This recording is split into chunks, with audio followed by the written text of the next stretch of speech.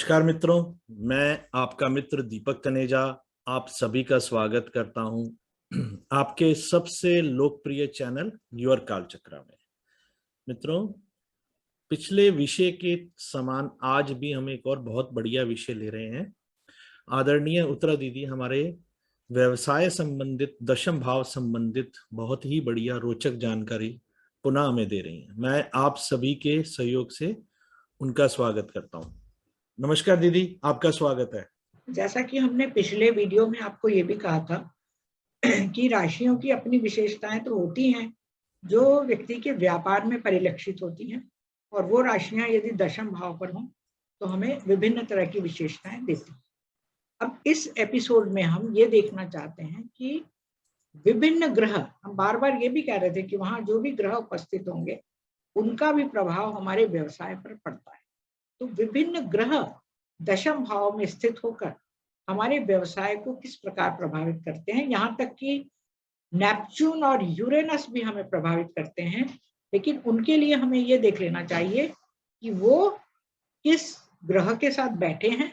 यदि बैठे नहीं है तो कोई ग्रह उनको देख रहा है क्या, और अगर कोई भी नहीं देख रहा और कोई बैठा भी नहीं है तो वो जिस राशि में होते हैं उसी राशि का प्रतिनिधित्व करके फल देते हैं।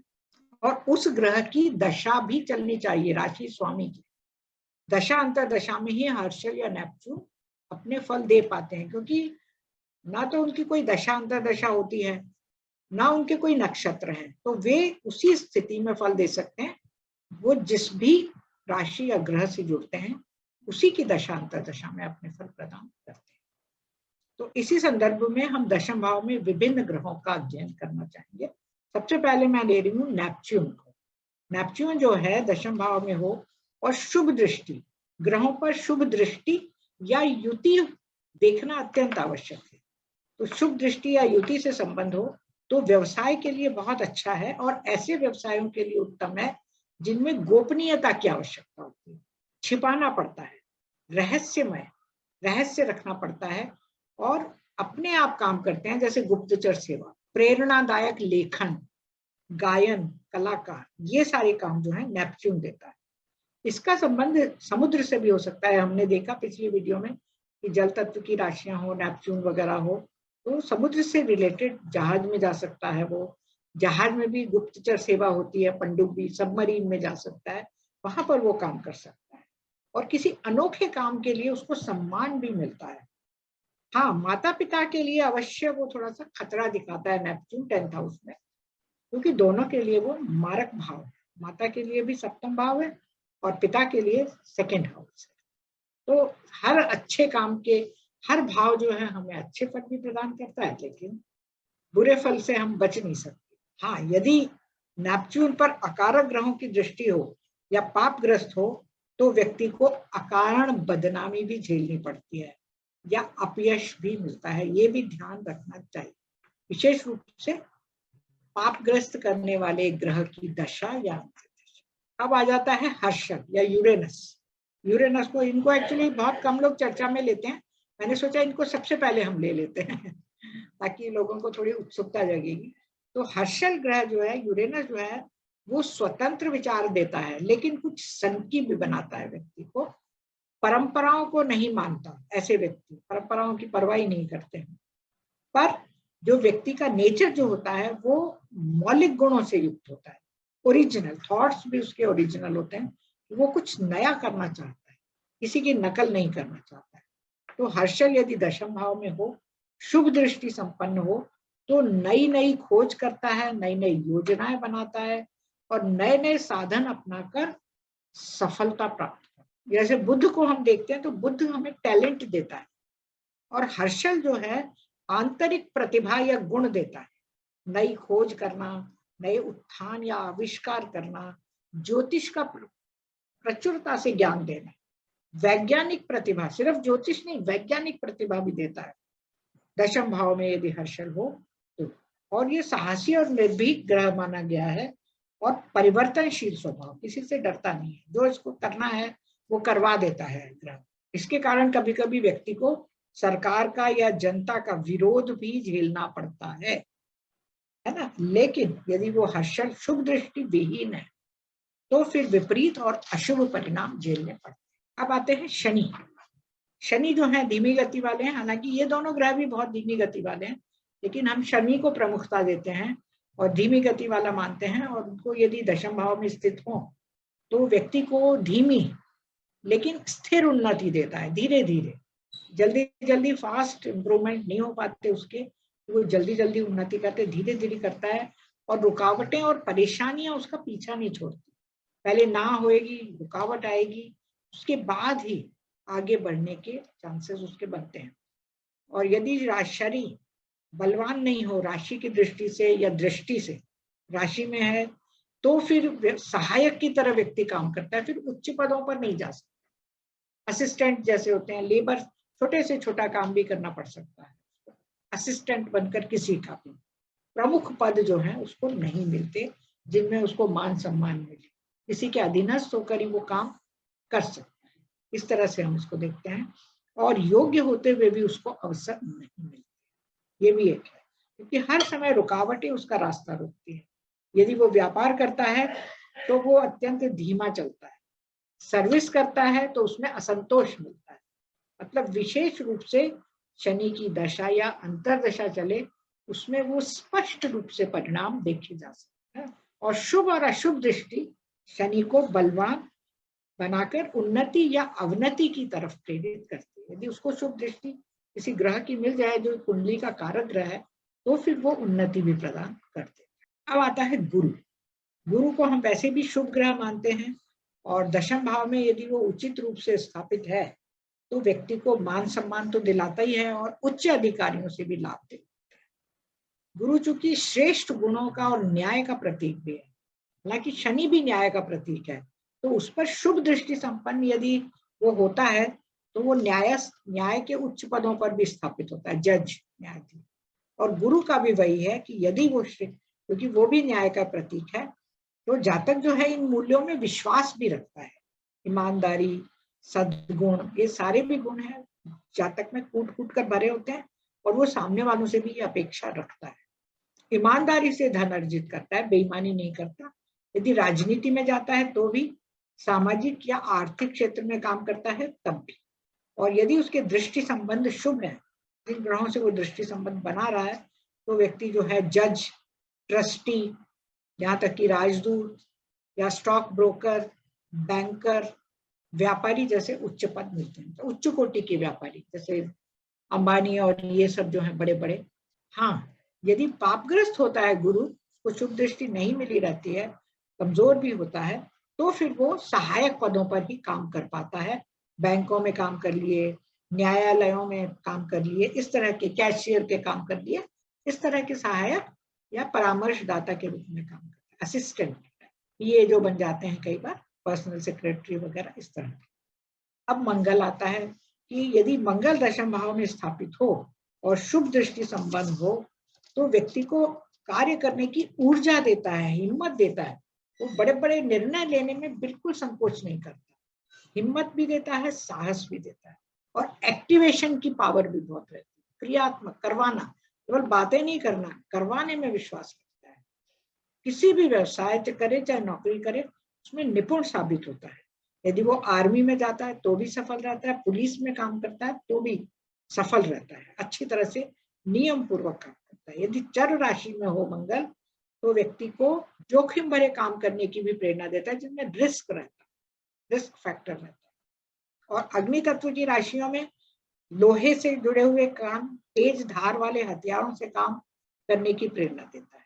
मतलब डॉक्टर भी बन सकता है वो, और गुचर भी बन सकता है, उच्च कोटि के भी काम कर सकता है और निम्न कोटि के भी काम कर सकता है। और शारीरिक बल और मानसिक बल, मतलब बुद्धि बल, दोनों से युक्त कार्य वो बहुत अच्छी तरह से संभाल सकते हैं मंगल। लेकिन यदि कुंडली में वो पापग्रस्त हो गया मंगल, तो फिर वो महत्वाकांक्षी बहुत ज्यादा होता है, उच्च पदों का महत्वाकांक्षी होता है, जो उसको अभिलाषा, उसकी इच्छा पूरी नहीं हो पाती है, तो वो थोड़ा सा अभिमानी, घमंडी, धृष्ट, बदतमीज और डरा धमका के काम करवाने की उसकी जो है वो आदत बन जाती है कि भाई मेरे को कैसे भी हासिल करना है। दोनों तरह के रिजल्ट तैयार हैं मंगल, हर ग्रह के। अब बुध को हम देख लेते हैं। बुध को हम कभी कभी वाचाल ग्रह कहते हैं और कभी कभी मूक ग्रह भी कहते हैं, क्योंकि वो दोनों तरह की हमें योग्यताएं देता है। व्यक्ति को वो गूंगा भी बना सकता है और वाचाल भी बना सकता है। तो ऐसे व्यक्ति बुध यदि दशम भाव में होते हैं और शुभ दृष्टि संपन्न भी हों तो व्यक्ति कमीशन कर व्यापार, एजेंसी लेकर सारे कार्य कर सकता है। इसके अतिरिक्त मानसिक और पराविद्याओं से जुड़े हुए कार्य भी वो कर सकता है, जिनमें ज्योतिष शास्त्र किया। और बहुवचन का प्रतिनिधित्व करता है हमेशा बुध, एक से अधिक। तो व्यक्ति एक से अधिक व्यवसायों में संलग्न रह सकता है, यानी कि वो एक ही करे। और इसके अतिरिक्त एक चीज और आती है कि वो व्यवसाय बार बार बदलने की इच्छा होती है, ये भी कर लूं, वो भी कर लूं, या ये छोड़ के दूसरा कर लूं, दूसरा छोड़ के तीसरा। क्योंकि बुध, एक चीज और है कि बुध सहायक के पदों पर आसानी से काम कर सकता है, क्योंकि बुध जो है स्वामी ना बनकर संदेश वाहक का कार्य यदि उसे दिया जाए तो वो बहुत आराम से कर लेगा। लेकिन अन्य ग्रह जैसे मंगल है, सूर्य उसके साथ हो, दृष्टि संबंध बनाए, सूर्य तो साथ ही चलते हैं, तो फिर उसको सहायक के पदों पे आनंद नहीं मिलता, वो सत्ता हासिल कर लेता है। इसके अतिरिक्त इंजीनियरिंग विभाग, डाक विभाग, जितने भी संचार साधन हैं ये विभाग हैं, आयात निर्यात हैं, अंतरराष्ट्रीय व्यापार है, ठेकेदारी है, इन सब में काम जो है माल उपलब्ध करवाना और ये व्यापार करवाने में बुध बहुत मदद करता है। अब शुक्र पर आ जाते हैं हम लोग कि शुक्र यदि दशम भाव में स्थित हो और शुभ दृष्टि संपन्न हो तो व्यक्ति जो है महिलाओं के कार्य करने में बहुत सफल रहता है, महिलाओं से जुड़े कार्यों में या सामाजिक जीवन से जुड़े हुए कार्यों में, सामाजिक कार्यों में।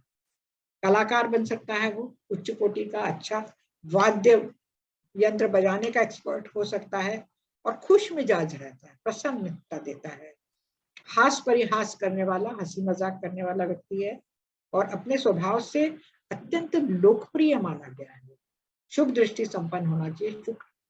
स्वच्छता के कार्यों में भी शुक्र प्रमुख कार्य करता है, सफाई संबंधी, कला संबंधी, मनोरंजन के साधनों से जुड़े हुए और ऐसे कार्य जहां पर महिलाओं का आधिपत्य है, वहां पर ये व्यक्ति जो है आराम से आसानी से काम कर सकता है और सफलता और समृद्धि दोनों प्राप्त कर सकता है। इसके अतिरिक्त अब आ जाता है, क्योंकि शुभ ग्रह माने जाते हैं तो इनके दुष्परिणाम थोड़े इनको एक्सट्रीमिस्ट बना देते हैं। तो यदि पापग्रस्त होता है तो स्वेच्छाचारी, व्यभिचारी टाइप थोड़े से दुर्गुण अवश्य इनमें आ जाते हैं, करप्ट जिसको हम बोलते हैं, लेकिन फिर भी ये बहुत ज्यादा धृष्ट नहीं बना पाता। अब आता है सूर्य। सूर्य यदि शुभ दृष्टि संपन्न हो, दशम भाव में हो, तो सफलता, सम्मान, सत्ता और प्रभावशालीता की चाबी समझ लीजिए आप कि जनमत भी, पब्लिक भी जो है उसको पसंद करती है। दशम भाव स्थित सूर्य बहुत अच्छा माना गया, सरकारी क्षेत्र में सफलता का सूचक है, बशर्ते कि इसकी दशा सही समय पर आए। अगर बुढ़ापे में आई है या बचपन में निकल गई तो उसका फायदा नहीं उठा पाते। सही समय पर सही दशा का आना बहुत जरूरी है और वो हमारे कर्म फल के सिद्धांत के आधार पर ही निर्धारित होता है कि हमने कैसे कर्म किए हैं कि हमारे सही समय पर सही ग्रहों की दशाएं हमें मिली हैं। तो व्यापार भी अगर करता है तो उच्च कोटि का व्यापार करता है, सरकारी क्षेत्र में करता है। उच्च कोटि के डॉक्टर, बड़े बड़े डॉक्टर, अस्पतालों के संचालक का काम भी ये बहुत आराम से कर सकते हैं अगर गुरु का भी इनके साथ संबंध बन जाए तो बहुत ही अच्छा। और नैतिक मूल्यों का पालन भी करता भी है और करवाता भी। जितनी भी तरह की सुरक्षित सेवाएं होती हैं जिनमें सुरक्षा हासिल रहती है या फिर औषधि विज्ञान से संबंधित, औषधि से संबंधित, उनसे जुड़कर व्यक्ति अपनी आजीविका कमा लेता है। लेकिन यदि सूर्य पापग्रस्त हो तो व्यक्ति जो है थोड़ा सा चापलूस पसंद हो जाता है, उसको चमचागिरी अच्छी लगती है, प्रशंसा प्रिय हो जाता है। कोई भी उसकी प्रशंसा करे तो वो बहुत ही अपने आप फूल के कुप्पा जिसको हम बोलते हैं वैसा हो जाता है, थोड़ा लालची हो जाता है और विरोधियों की संख्या बढ़ा लेता है। इससे विरोधी बढ़ जाते हैं, थोड़ा घमंड भी आ जाता है उसमें। अब आता है चंद्रमा। चंचल चंद्रमा यदि दशम भाव में स्थित है तो व्यक्ति जो है आम पब्लिक के जो क्रियाकलाप रहते हैं उनसे जुड़े हुए जितने भी कार्य रहते हैं उनमें कार्य करता है, जिससे उसको लोकप्रियता मिलती है। खाने पीने की तो हो ही गई, लेकिन आम जनता से जुड़े हुए जितने भी कार्य हैं उनमें वो करता है, सार्वजनिक जीवन से जुड़ा रहता है। वो शुभ दृष्टि संपन्न यदि हो तो वो लोकप्रियता भी उसको मिलती है, लेकिन वो घटती बढ़ती भी रहती है और व्यवसाय में भी उतार चढ़ाव उसके आता है। वो व्यापार में यात्राएं करता है, व्यवसाय बदलता रहता है, विशेष रूप से यदि वो चर राशि में हो। आम लोगों द्वारा प्रस्तुत वस्तुएं, प्रयुक्त वस्तुएं जो होती हैं, जैसे यात्राओं का कारक है, जहाज रानी, शिपिंग कॉरपोरेशन का, स्त्रियों संबंधी, इन सब से जुड़े हुए खाने पीने की वस्तुएं, उपभोक्ता सामग्री, इन सब से जुड़े हुए कार्य करने में सफल होता है। हाँ, यदि पापग्रस्त हुआ तो व्यक्ति को सार्वजनिक बदनामी भी मिलती है और अवरोध मिलते हैं रास्ते में। ये तो हमारे 7 ग्रह हो गए। अब अक्सर लोग हमसे प्रश्न करते हैं कि राहु केतु क्या फल देते हैं दशम भाव में, क्योंकि वो छूट जाता है। तो राहु केतु के बारे में मैं इतना ही कहना चाहूंगी कि आप राहु केतु के बारे में सबसे पहले ये देखिए कि वो किस ग्रह के साथ युति कर रहे हैं, उसी ग्रह के स्वभाव और उसकी दशा के अनुसार वो फल प्रदान करेंगे। यदि वो किसी के साथ युति नहीं कर रहे हैं तो देखिए कि वो कौन सा ग्रह उनको देख रहा है, कौन सा ग्रह उनके साथ दृष्टि संबंध बना है, उसके अनुसार उनके क्रियाकलाप संचालित होंगे राहु या केतु की महादशा में। नहीं तो वो जिस राशि के स्वामी है उस राशि के स्वामी के अनुसार अपने क्रियाकलाप करेंगे अपनी दशा में। और अंत में वो जिस नक्षत्र में है, दोनों राहु या केतु जिसकी भी दशा चले, वो 10th हाउस में है, तो वो जिस नक्षत्र में है उस नक्षत्र के स्वामी के अनुसार उनके व्यवसाय निर्धारित होते हैं। इस तरह से हमें उसको देखकर और निर्णय कर लेना चाहिए। दशाओं का भी हमें थोड़ा सा अवश्य ध्यान रखना चाहिए कि दशाएं क्या चल रही हैं। यदि दशाएं फेवरेबल नहीं चल रही तो हमें ये देखना चाहिए कि अंतर दशाओं में उनको थोड़ा रिलीफ अवश्य मिलेगा जब फेवरेबल ग्रहों की अंतर दशा। आप लोगों ने वीडियो सुना, इसके लिए आपका बहुत बहुत धन्यवाद। बहुत बढ़िया। जैसा पहले आपने पिछले वीडियो में भी बहुत ही शानदार जानकारी दी थी, इस वीडियो में भी बहुत अच्छी जानकारी है। इन दोनों जानकारियों का आप सम्मिश्रण करके अपने अपने व्यवसाय को खुद निर्धारित कर सकते हैं। ये एक बहुत अच्छा मार्गदर्शक वीडियो था, उसके लिए हृदय से धन्यवाद और आभार। आदरणीय उत्तरा दीदी शिक्षा एवं कंसल्टेंसी दोनों विषयों में सहयोग करती हैं। आप में से जो शिक्षा प्राप्त करना चाहता है या कंसल्टेंसी लेना चाहता है उनको डायरेक्टली अप्रोच कर सकते हैं। उनको मोबाइल नंबर और ईमेल एड्रेस यहाँ दिया हुआ है। इसी के साथ एक बहुत शानदार वीडियो के लिए हृदय से धन्यवाद, आभार एवं नमस्कार। एक चीज मैं कहना चाहूंगी, जो लोग इच्छुक हैं, कुछ सीखना चाहते हैं, वो दीपक तनेजा जी के पास अपना नाम रजिस्टर करवा दें। जब भी कोर्सेज शुरू होंगे हम उन्हें खबर कर देंगे। धन्यवाद।